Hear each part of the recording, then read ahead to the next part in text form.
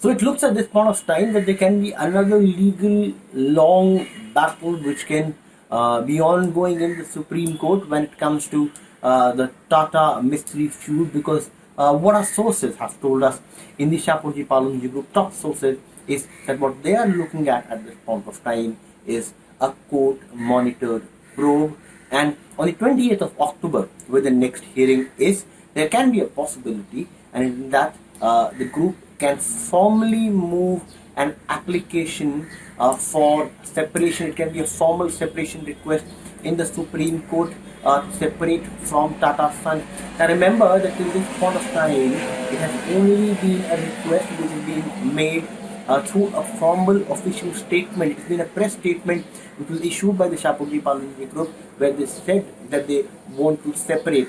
But this will be the first request, this will be the first formal request to be put in court, and the way it looks like, what SP Group is wanting is a court monitored probe.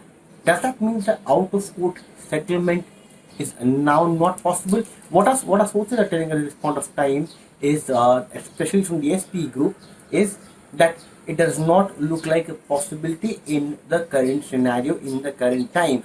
Are they ruling it out? No. When are they not ruling it out? If they get a fair settlement, if they get a fair valuation, but they believe that in the current scenario, it does not look like that an out-of-court settlement is possible. Then let's look at valuation.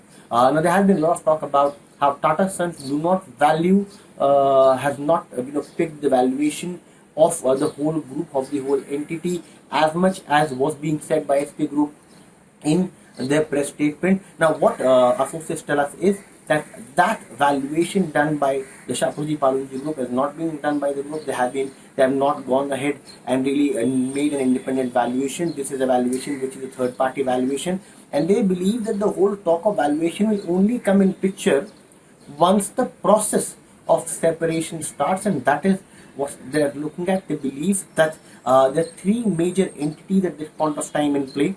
One are the listed entities, second are the non-listed entities, and third is the brand entity, that is the brand value. Now let's come to also one very important point where there are a lot of talks about how the SP Group has gone ahead and demanded that are looking at a formula and have gone ahead to Tata's really looking for that formula or asking for that formula. Now what I've been told by my sources is that there has been no official formula which has been really gone ahead to the Tata Group. In fact, what the SP Group claims to us, top sources of the SP Group claims, is that there has been no such talks of the valuation, no such talks of a formula of how the payment needs to be done at this point of time. This is something which will happen at a later stage. What they are looking at this point of time is equitable distribution of all the three entities I spoke to you about, whether it be the listed entity, whether it be the non-listed entity, and the brand value. Can a formula not be worked out in the future? That is still not ruled out, but at least at this point of time is nothing in the making.